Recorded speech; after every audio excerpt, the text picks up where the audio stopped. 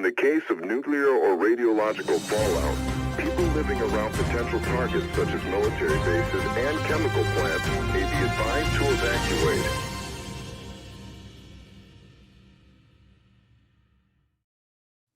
Hello, Sublation magazine readers, Sublation media viewers, all you sublators out there. It's I, Douglas Lane. And I, Ashley Frawley, with the green screen hair. It does actually look really cool in person. It's like a little rainbow fade, but unfortunately, my green screen will not allow it. Well, I think that should be a song. Ashley with her green screen hair, something like that. I actually sang on the stream. Okay. So anyhow, if you are out there and you withstood my singing and still like us, click on all the buttons. Click on the like button and the subscribe button. Go over to Patreon, support us there, and also leave a comment in the chat, and then afterwards leave a comment on the video. All these things help us prod the algorithm into sharing our wonderful Marxist contrarianism throughout the internets. So Ashley, what are we going to be talking about today? Right. So there were all sorts of things in the news and commentary on the internet that I thought was really interesting. But then, so I wanted to talk about the riots in France, medicalization. And medicalization. There was a great article in Unheard. I'm going to get the author of it on my podcast, on my own channel, because this article could have been written by me. And it talks about like rises in anxiety and depression and so on, and how, as I argue, this person also argues, we think that we are uncovering something that is always there, has always been there. We're just talking about it. And what eludes us is just how malleable human subjectivity is. And that we're not just labeling something that was always there. As Ian Hacking says, there are looping effects of humankind. You might first have this idea that first there's the way of being human and then the knowledge about it. But that is not the case. The way of being human and the knowledge grow together. Like a flower doesn't care what you call it, but human beings do. Anyway, so when we think we are educating people about all the different ways that to recognize something within yourself that is an illness, actually we can create something new. So this is the article that was in Unheard that I want to chat about. But then all of this fell to the side when I read very closely the response to your original letter in Cosmonaut about the deep state. And then you sent me your response, which hasn't been published yet, which I loved. And so I just want to talk about that. Well, that's why we're going to be talking about Althusser. That's why Althusser is on the thumbnail. And, when I first started to turn to critical theory again, it was around 2011.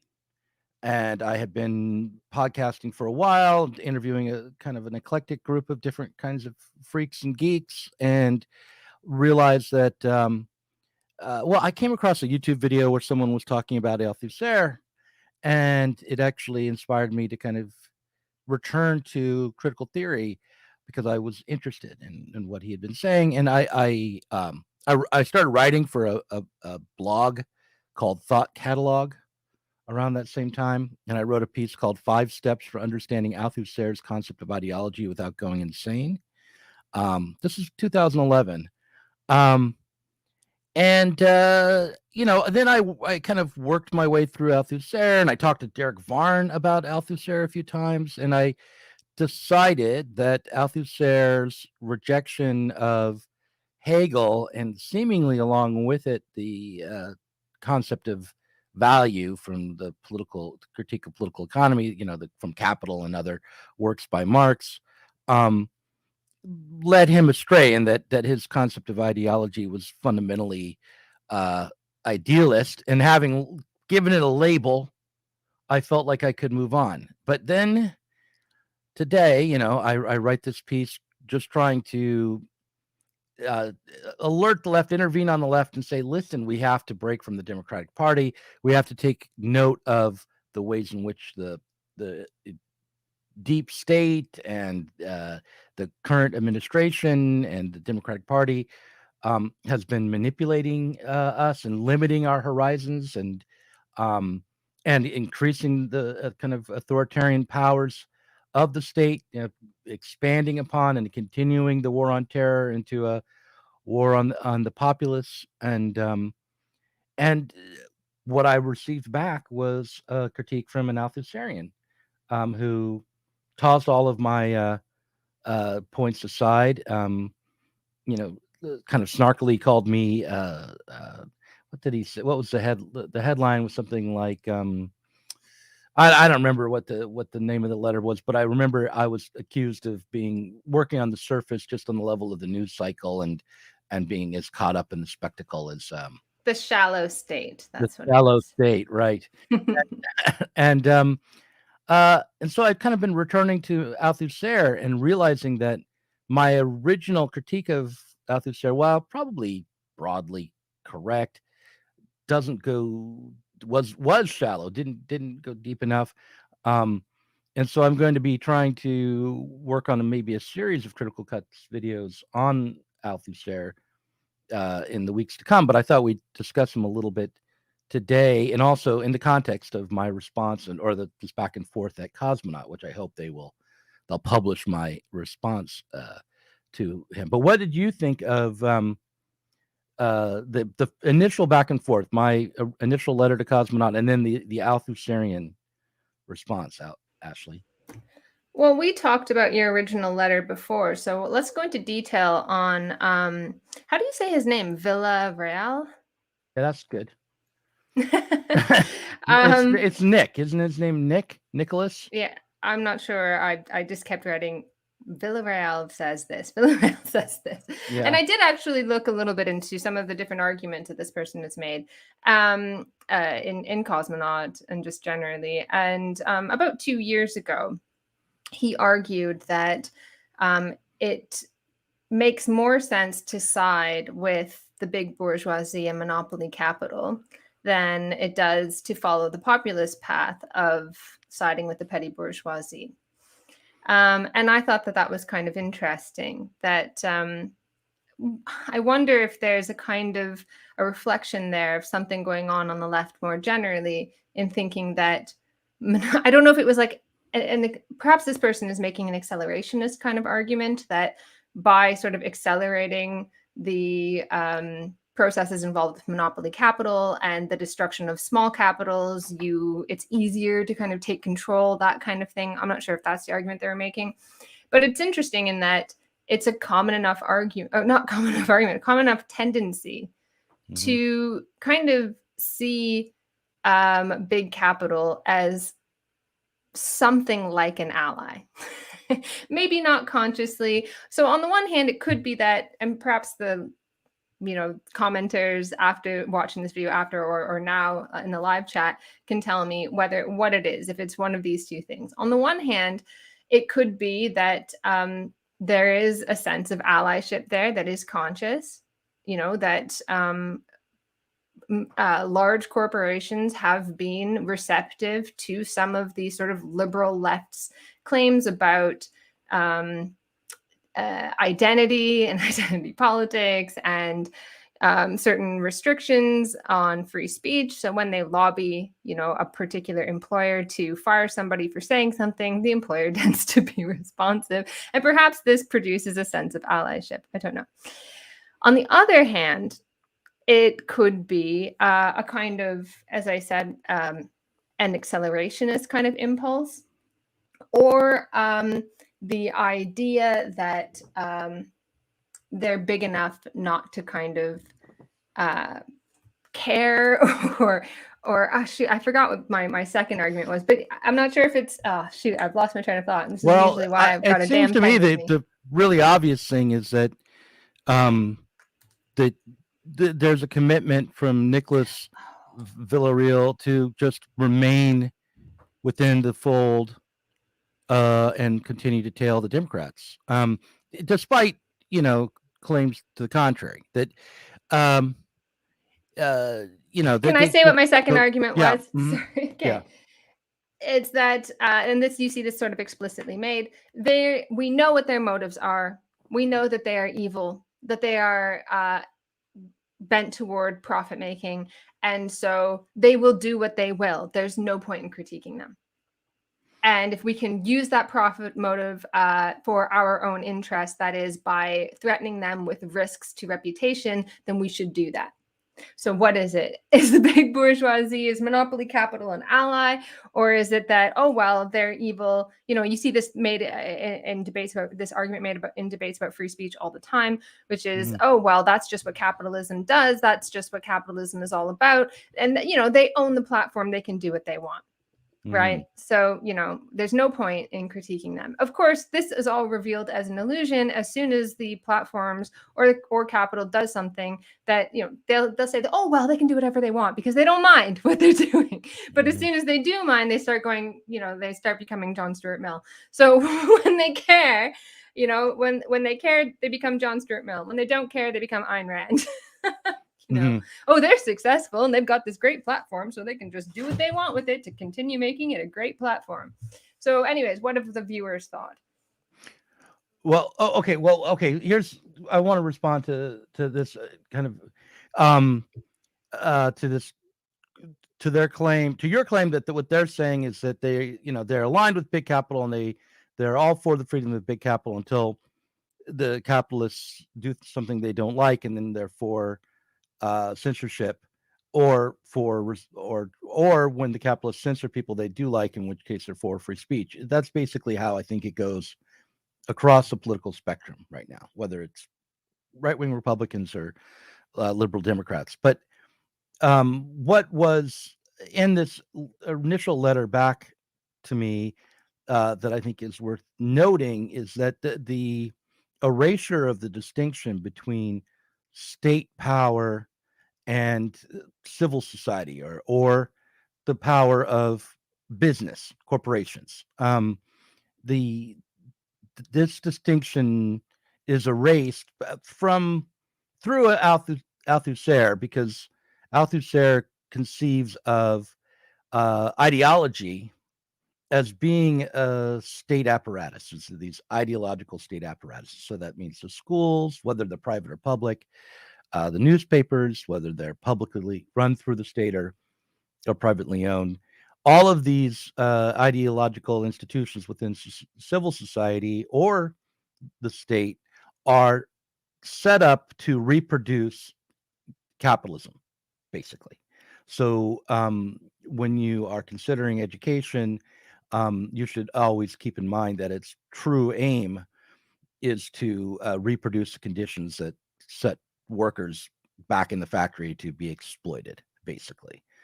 So that's from his essay on ideology. It was published in 1970, and I believe that's when it was originally published.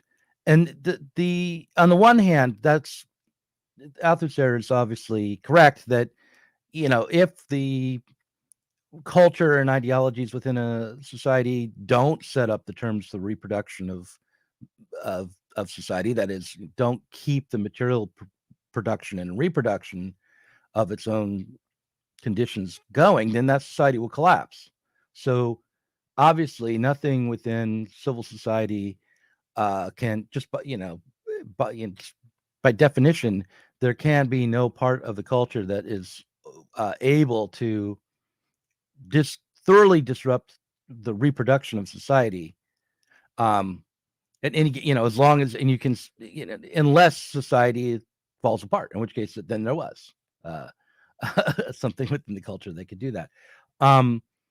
So what I noticed, though, is that that by defining this as a state apparatus, the distinction between the Bonapartist state, or the Bonapartist state, or just, the federal government, say, or the various state governments in the United States, and everyday life, and the free working out of and competition between corporations or businesses, the way workers spend their time and apply to different jobs, and socialize together, or form projects within civil society, maybe organize to get a road repaired. All of the different activities within civil society are considered only in so much as they prop up the state. In other words, they are created by the and backed by the repressive state apparatus, the military, the police, the federal government, in general, and then they are themselves the ideological functionaries of that state, according to Althusser. There really is no realm of everyday life of capital, free capitalist production outside of the power of the monopoly state in this model. It seems to me, and I need to go back through it again and be more careful, but that certainly was the way in which Nick was thinking when he responded to me. And so one of the tasks I think that I have is to make this distinction without abandoning the fact that the contradictions within society, that capitalism itself is generated within civil society, that it is not separate from the state in so much as it is the source of the state's power, and it is the kind of the material foundation for the state's operations. But it isn't. It is not identical with state power. Would be something I'd bring up. So I say all this because once you conceive of everyday life and the working class people, petty bourgeois shop owners, petty bourgeois newspaper editors, or YouTube stars, as simply extensions of state power, then you lose sight of why it is important to have a limit on the state in terms of directing speech and intervening in the operations of everyday life. That the point is to emancipate civil society from the need for the state. That is the whole aim of socialism. Beyond getting beyond exploitation and beyond breaking free from the inequality, all the exploitation and the inequality and all the social ills are what bring forward the state to begin with. So the ultimate aim is to emancipate civil society so that it can be self-directed and responsible for itself. Anyway, I'm probably just repeating talking points, but what do you think, Ashley? Must apologize in advance. My dog's gonna bark. Oh no. Okay, I can keep talking, or blah blah blah. I'm gonna bark like a dog. So while I'm waiting for her dog to calm down, I'm going to point out that someone pointed out in the chat that there's a third letter here at Cosmonaut, which is a response to my letter published before my second letter was published. And I don't know what it says, but I know enough to know that it is in opposition to me, which means it's wrong, obviously, clearly. Before I even read it, I know that it's wrong. But Ashley, the other thing I want to do is talk about how this notion that everything is an ideological state apparatus, that everything can be understood in terms of its role in reproducing capitalist relations as they are, that there is no room for critique in civil society, and that everyday life and working class people and petty bourgeois people are not independent subjects with the capacity to think beyond the interests set up for them by the capitalist state. This notion is, I think, a dominant ideology that is attempting to constrain our political activity today. That it actually, this sort of hopelessness of the Althusserian position, where there is no independence and no force in society that can self-organize to transcend its conditions, is the common coin of the capitalist class. It's big capital's main idea today. And that's put forward by the capitalist class in two ways. One, as sort of a philosophical fact of existence. We simply do not have access to the truth. Everything is, socially constructed in a matter of the standpoint you have within the system. There is no universal position. That's sort of the philosophical perspective. And then the other side of the coin is to become Althusserian, so that I'm talking about in the first case, the philosophical ideology, which is maybe to be found in ideological state apparatuses like schools or newspapers or whatever. And the other side of it is the repressive ideological apparatus of an attempt to absolutely make sure that no attempts to stand from a universal uh, totalizing position, no attempt to critique what is deeply to the root, can take hold. And that, go ahead. Well, I tend to see this way of thinking, this turn, as a retreat away from political subjectivity that happened in the post-war period, in the sort of new left. And lots of people see Althusser's life as a kind of symbolism of this broader turn, like the fact that he obviously eventually winds up killing his wife, who had been a kind of representative of that older kind of working class socialism, and he sort of strangles her. But also he doesn't just sort of strangle her. He does. Oh no, he strangles her to death. It's my attempt to avoid using the word like too much. Yeah. And this is the argument that James Hartfield makes in his book from 2001, The Death of the Subject Explained, where he explains the way that subjectivity was gradually destroyed. And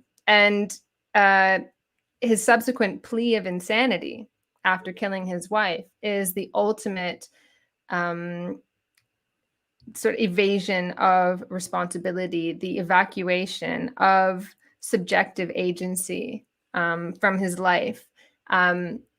This is this fact that he kind of his work is dedicated to the evacuation of subjectivity, the loss of the subject who is capable of thinking and understanding the world. But of course, like, human beings are not, we don't just talk. It's not like the world is there and human beings talking about it over here, and there's no relation between the two. Mm-hmm. We live in the world and we attempt to understand it as it appears to us, and talk to each other and try to work out its problems. Right? It's not like we live in this whole world of like the wool's just totally pulled over our eyes. Now, obviously, there are deflections of our attention, there are distortions, and so on. But this idea that the working class is just entirely interpolated and is a sort of lost cause, I think is symbolic of the complete loss of faith in the working class as the revolutionary subject. And it's important to note that, as you write in your letter, actually, in your response back, that Marx put his faith in the working class, that he thought that the working class had that capability, that was able to by virtue of being in that economic engine room every single day and confronting its problems, they would try to understand and do something about it. And so they demanded in the late 1840s for capitalism to make good on its promises, for liberal society to make good on its promises, which it could not do. Mm-hmm. And this idea that, the working class is just duped and we have to find, the revolutionary subject somewhere else, I think is the wrong turn that we've not really corrected for, I don't know, what's it been now? 80 years? No, 70 years? Mm-hmm. Well, I mean, to be fair to Althusser, I'm sure he would want to claim that he was still committed to the working class. But I think ultimately you're right that there's an abandonment of the working class as a subject, not as an object for for the activists or the party to mold. That might still exist in Althusser in a way, but as a subject where you're led by the interests of the working class into a revolutionary struggle. And the you know quite a lot of ink has been spilled over one, what kinds of interests arise within the working class that truly are self-transcendent, that really will lead to a political struggle to change the fundamental material basis of society. And in the essay that Nick linked to, it's one particular interest is spelled out by Marx, which is the interest of for full employment, to demand that every worker has the right to make use of his or her labor through a job and be compensated for it. That right to work, not in the way that it's put forward in the South in the United States, but the right for every worker to have a job, universal employment, is a radical demand. It is a transformative demand, because in order to actually enact it, in order for that to become a reality, there would have to be the political power in place that could withstand all of the contradictions that would arise from the attempt, all the economic problems that would arise from the attempt to create full employment and to eliminate unemployment altogether. The way in which profitability would be put at risk would have to be met with the political power of an organized and militant working class that was just simply not going to back down, and which had control over the repressive state apparatus. That would not be where the military would not turn on the workers in that struggle. So there's a so that's the vision of Marx that's coming out of 1848. That's the vision that Marx puts forward. That's the argument he makes through describing the history of the attempted revolutions in France and the rise of Louis Bonaparte. And I think it's worth holding on to something as simple as the demand for universal employment. It's taken me 12 years to concede to that as a universal demand. I remember I was at the Left Forum, I don't know, 5 years ago, maybe, where we the panelists that I assembled critiqued that right to, demand for universal employment, and instead put forward, like, we want creative work as the radical demand, the right to shape our own productive work, and the right to not work, and all sorts of other things were thrown in. But the demand to have creative control over the kind of work you do and to change the fundamentals of work can only arise when the working class is able to demand universal work, so that everyone who's part of the working class will be in place to change, will be organized collectively to change the conditions of their own work. Someone in the comment says, "You mean like color-coded spreadsheets?" And actually, I think that's an interesting point, because I don't think you can go through history and just sort of pick something out that had been revolutionary at the time, as the right to work had been revolutionary in 1848. This grew organically out of the struggles and the political context at that time. And the fact that it is not, as far as I'm aware, grown organically out of our time tells me that we have to understand the surface level phenomena, the claims and the issues that matter to people. We can't just grab something from, I agree that right to work is a great slogan because it reveals what capitalism can't give. But at the same time, it might fall on deaf ears when, for many people, work is so meaningless that, as Voltaire said, it doesn't really matter what you do. Right. So I'm sympathetic to that argument, but I just think anything that has to happen, that will happen, will grow out of of people's sort of engagement with the world. And at the same time, though, I understand that when there are upsets, we struggle to find what we want, to articulate our demands. And although, at least in France at the moment, the demands of these riots, while of course being opportunistically sort of obviously taken on by hoodlums and whatever, are, very simple: to end the discrimination against them.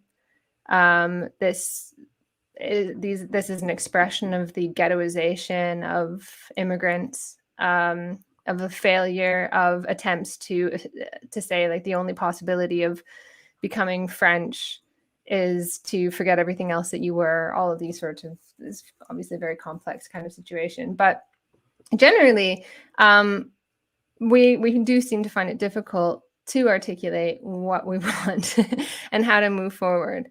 And I had thought, like, these kinds of empty slogans, I've gone back and forth throughout my life, that there are these empty slogans that people will put up, like, what is it now? Like indignados, or what was it?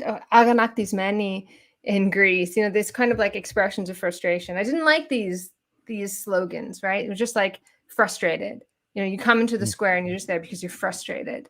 And then that's, open enough that tons of people can come together. So you had, like, in Greece, you had like Golden Dawn and the KKE in the same kind of square, right? Because it's so broad, it's just there, and it becomes this sort of expressive protest. And riot is the same, right? It's the world turned upside down. It's this expression of all of this angst and this frustration, which, blows off steam and then can easily become fuel for the far right. We'll clamp down on these hoodlums, these out of control migrants, this sort of thing, if there isn't anything that gives it any kind of direction. So I recognize that this is kind of a problem now. But I do think that whatever it is that we demand has to come from, like, you can't just be something that we sort of plunder from history. Right. I just want to respond to kind of maybe to counter what you just said in a way, but not really. This Heideggerian, he's saying the radical demand for employment being the radical demand that goes back to at least the 1930s.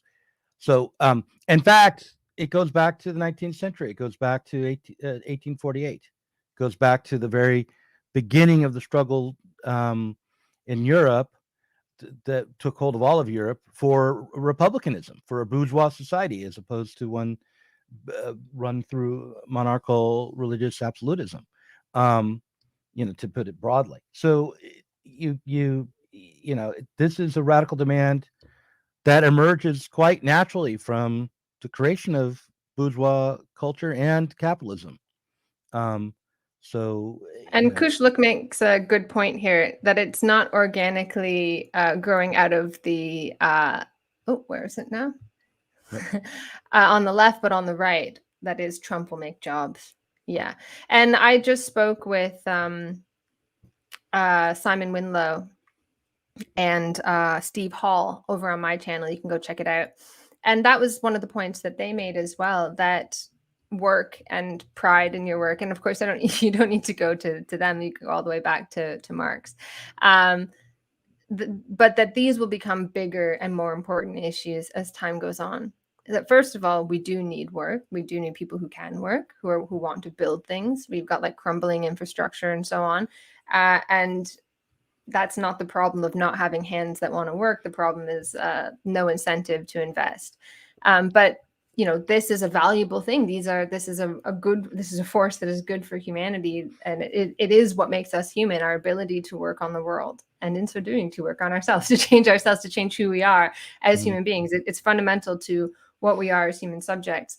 And that this will become a bigger demand. And I was quite interested and sympathetic to that argument, that any kind of left that is interested in reinventing itself must center work and the ability to work and to have freedom over your work and autonomy and so on.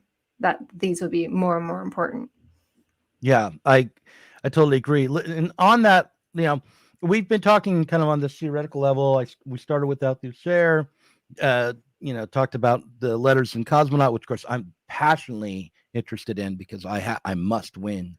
But what's going on in France. You wanted to talk about that, and I want to listen to you about that. So what have you? Well, got to it's say about not. I wound up getting sidetracked because I couldn't decide which article I wanted to talk about more. Mhm. This sort of controversy because it just reveals so much, and I thought that there was a lot of overlap as well with trying to understand when there are outbreaks of unrest, and when you have the overreach of the repressive state apparatus.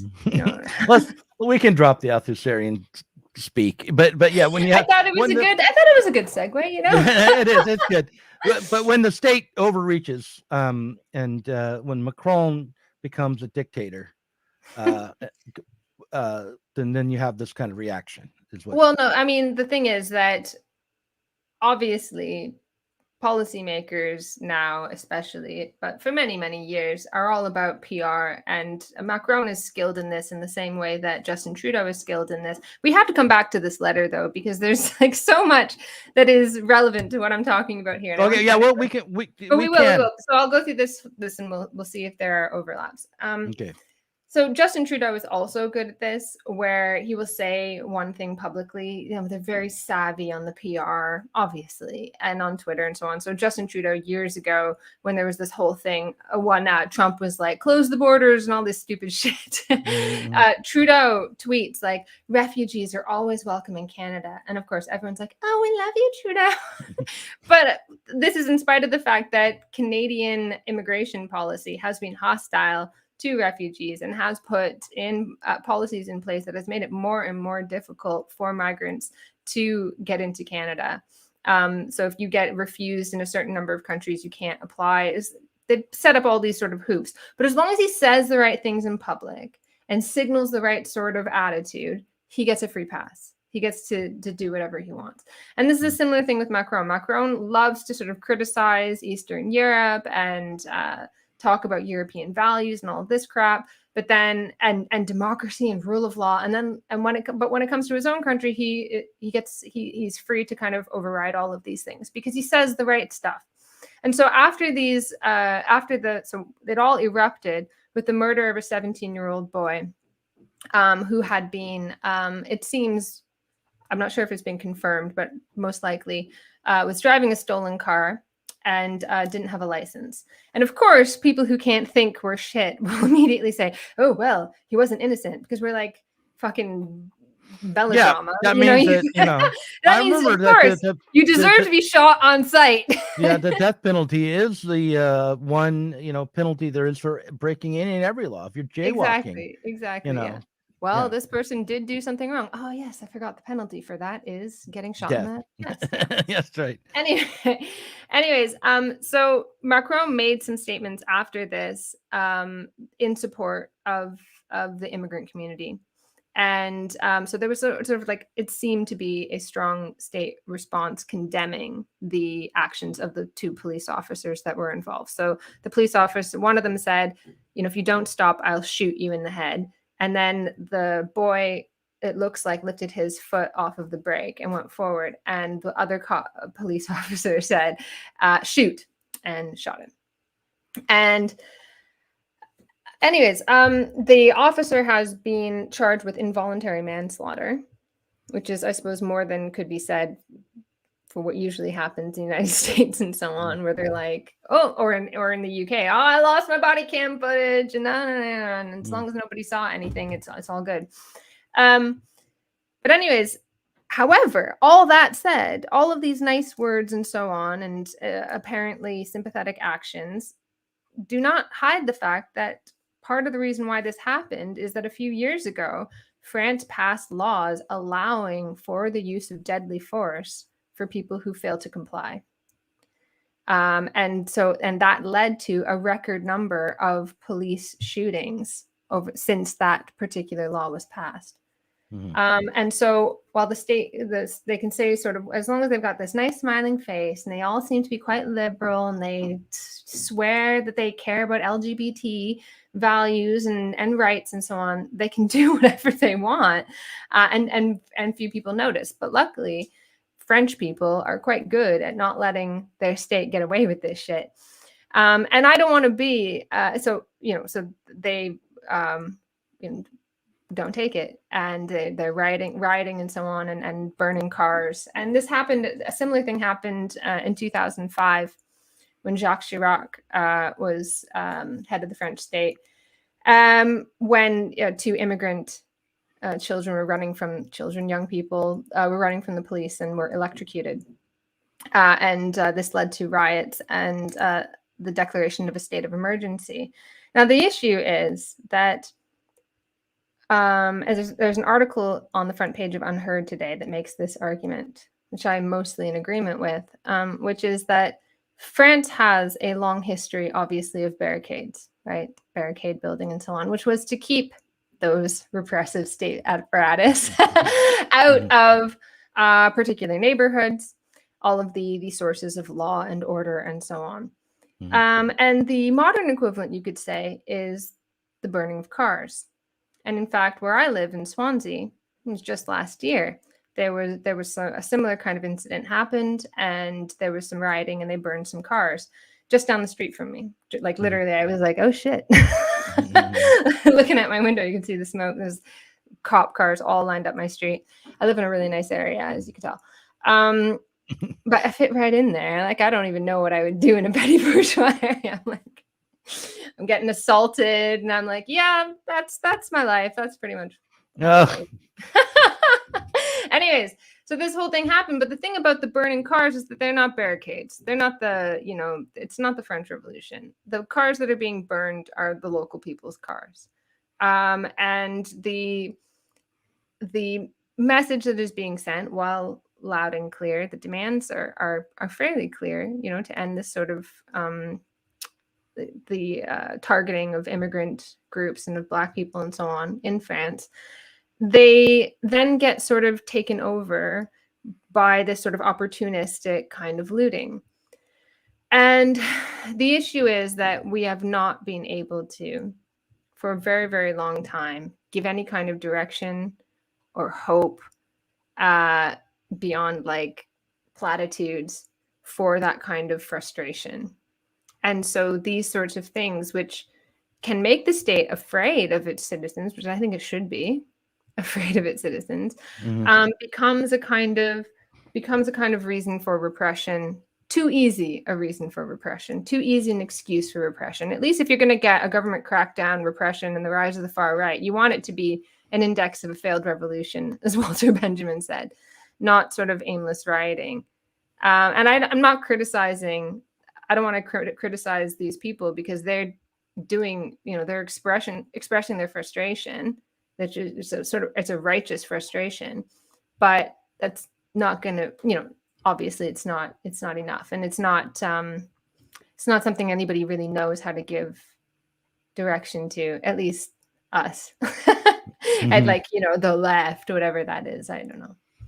I mean, there's been protesting and rioting going on in France for quite a long time now. I mean, obviously, maybe throughout its entire history, but in recent years, there's been there was the yellow vest movement, right? And then more recently there were protests in opposition to the raising of the retirement age, or the age you can collect a pension. In France, I believe that was a major problem, or that was what inspired a huge amount of protest, and which seemed to go beyond the initial issue. And now we've got this protests against police violence in France, and in each case, it was originally about a gasoline tax, and then it was about raising the retirement age, and now it's about police violence. It seems to me that those issues, those concerns, the interests of working people in France are clear, and if there was a political will to organize to address them, not simply to change policies here and there, and to try to put a Band-Aid on the problems, but to really address them on a deep level, they would be the kind of thing I think that could sustain a long-term effort, because they keep coming up. These problems keep coming up. But one difficulty we have is that I'm going to just say this, and please push back on me, in the chat, leave a comment if you disagree, because maybe this is completely wrong. Maybe I'm being vanguardist. But one problem I think we have is that the left, as it is, simply refuses to take responsibility for evaluating and judging the historical moment. Just simply refuses to take up the interests of working people and everyday people in civil society, and offer any kind of acts, like truthful accounting of the reasons behind their conditions. And I think the reason why the radical left doesn't do that very well is because it's caught up in the culture of the state. It's caught up, it's tied itself to whatever the most progressive aspects, so-called progressive aspects of the capitalist state happen to be at any given time.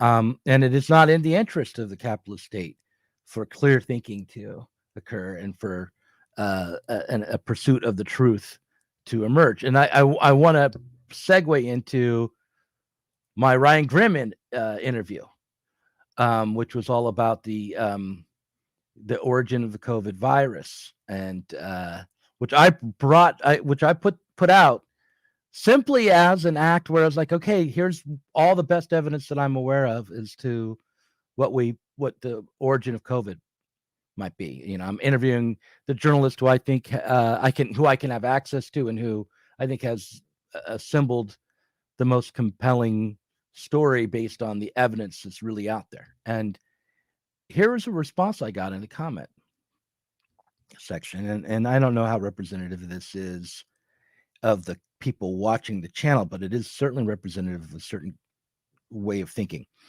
He says, I've yet to meet an honest, genuine human that gives a damn about how the virus spread occurred. It happened. People perished. We move on. You proles are so privileged in your concerns. Very odd. You act as though we live in an existence where our government is not foul as hell. You cats are crying over spilt milk with this pandemic shit. And I just think, first of all, my first thought was, I've never seen a more a comment that was more subservient to the elite bureaucratic state. It just kind of was repulsive. And then the second thing I thought was, oh yeah, there's this idea that all that really radical people can do is try to survive.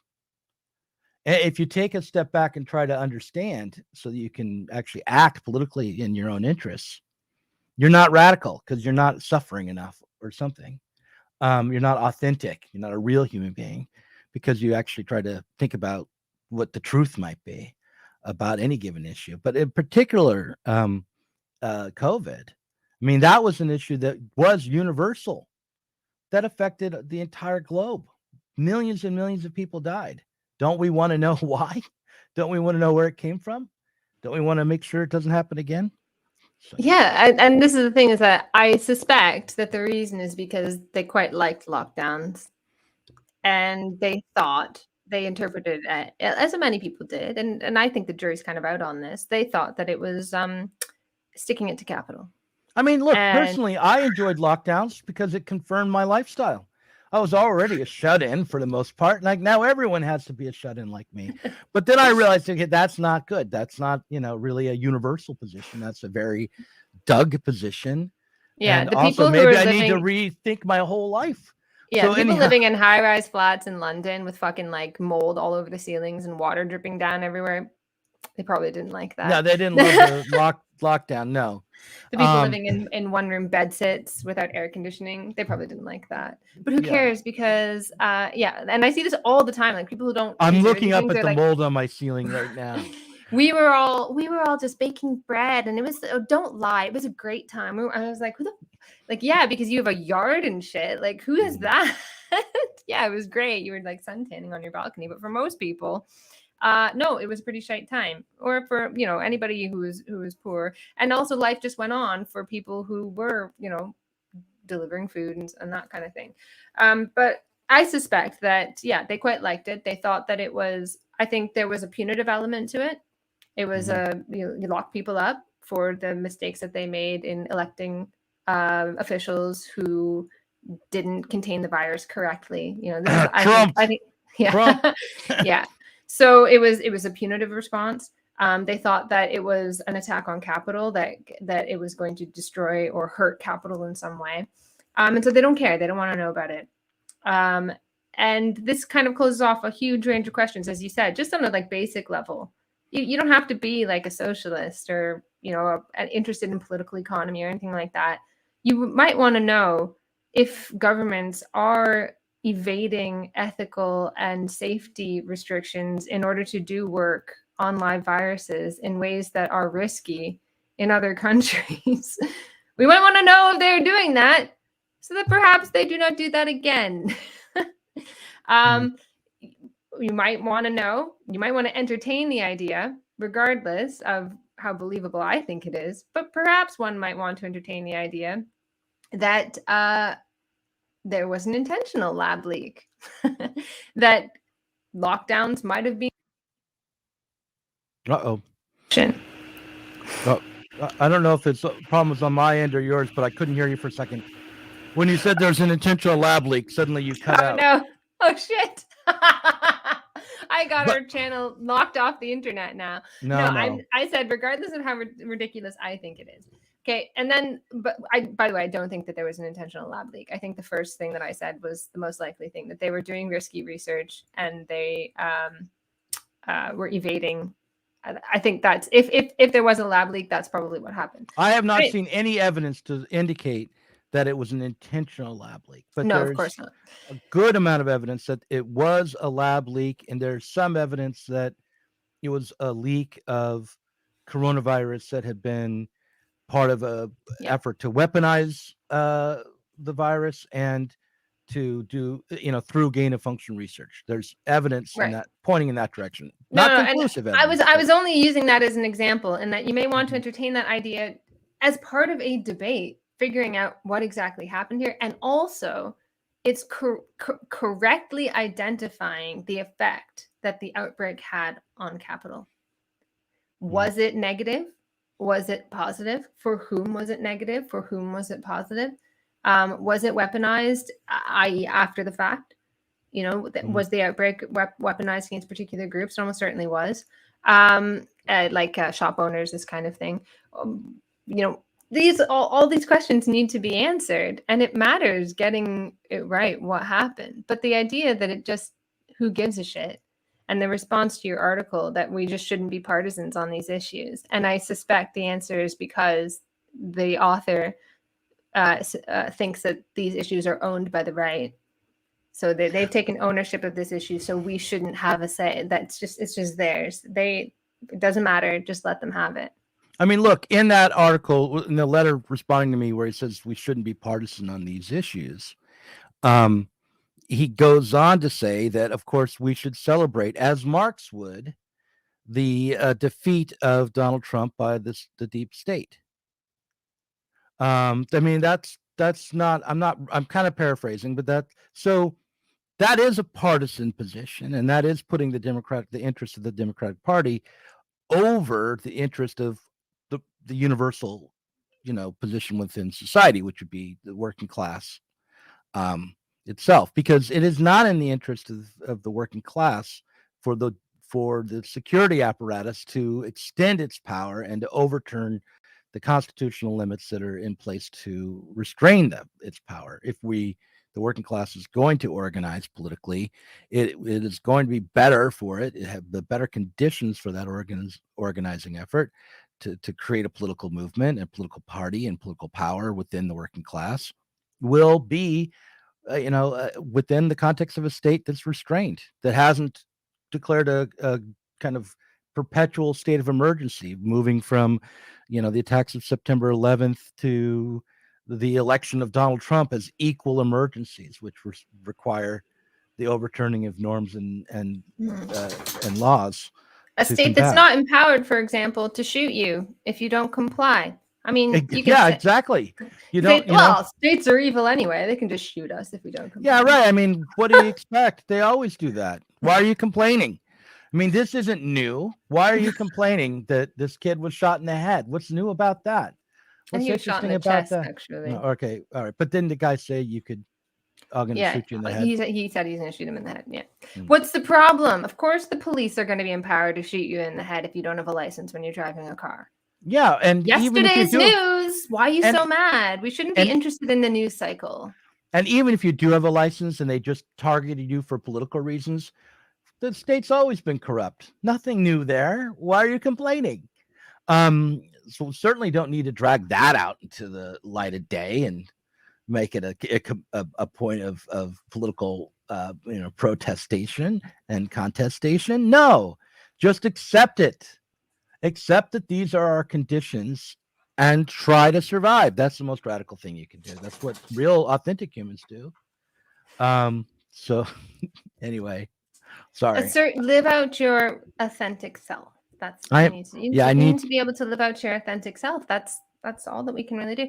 No, and I think that this is the kind of left that, I'm not saying that the author of this article thinks this, but this kind of like, oh, who cares, is the left that wants to be part of institutions, that wants to be the ones making the rules, institutionalizing their values into, the workings of capital, into the workings of the state. So it aims for respectability.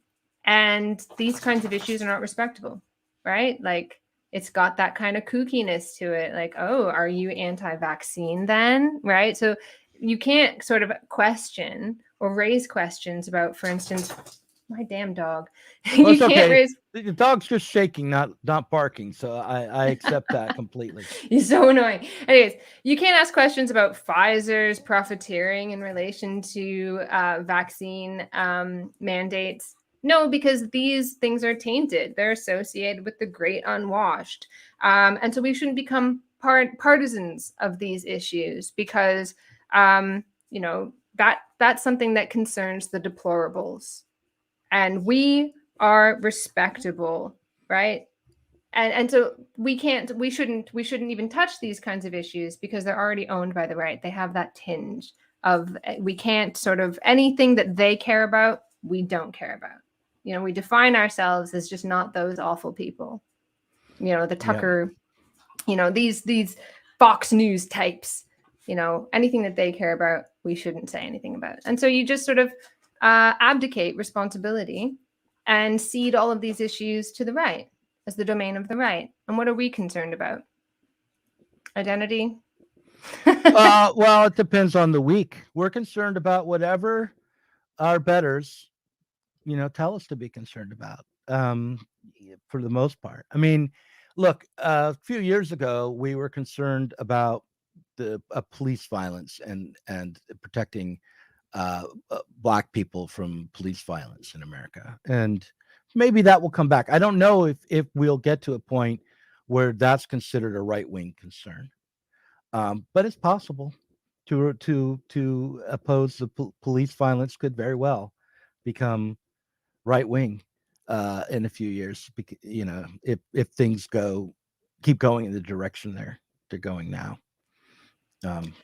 There was one thing that you mentioned that I just wanted to slide in really quickly. You mentioned the sort of like, if the political will to address, talking about the Gilets jaunes, the yellow vests and so on in France.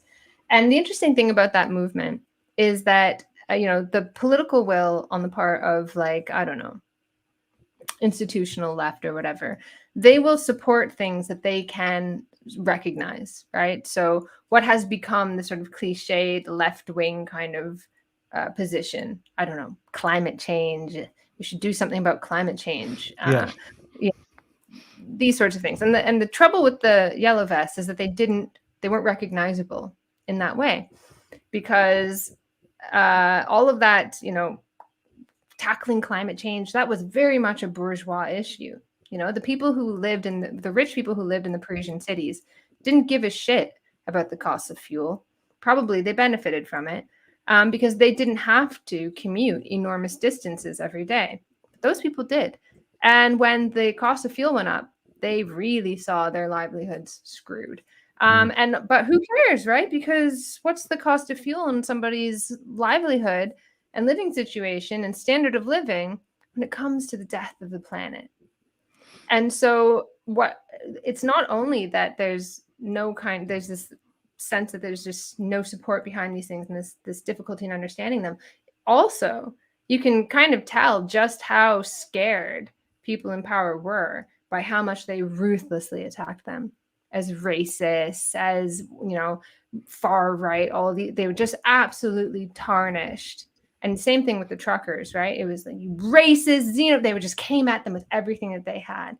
And people were like, oh yeah, that's true. I believe the state against these these people. And are they really workers anyway? Suddenly I'm going to open up my theory books.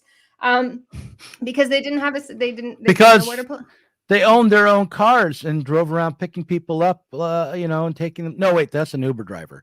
Because they owned their own trucks and, drove freight back and forth. Anyway, you can see on my friend now, actually, the Word of Gord on his podcast, he talks about how that owner-operator thing is a massive scam where they offload the overheads onto truckers, and they sell them this idea of be your own boss, because who the fuck wants to work for the man anyway? We all want to be our own bosses. That's right. That's what the revolution is about, right? Yeah. You don't want a boss anyway. But it's a massive scam. There's massive turnover. Anyway, you can go and have a look at his podcast. You end up getting probably in a massive amount of debt for this truck that you bought, and without having steady work. Exactly. And just you wind up working like insane hours for what works out to be really, really low pay.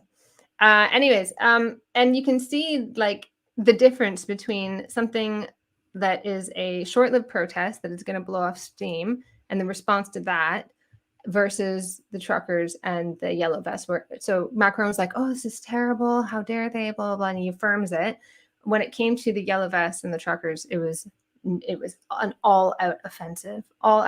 Smear them with everything you've got. They're xenophobes, they're racist, they're sexist, they're this. And I think that's instructive. Yeah, I agree. So listen, I still have other things I want to talk about. That I have a clip I want to run from a New Yorker podcast called Matter of Opinion.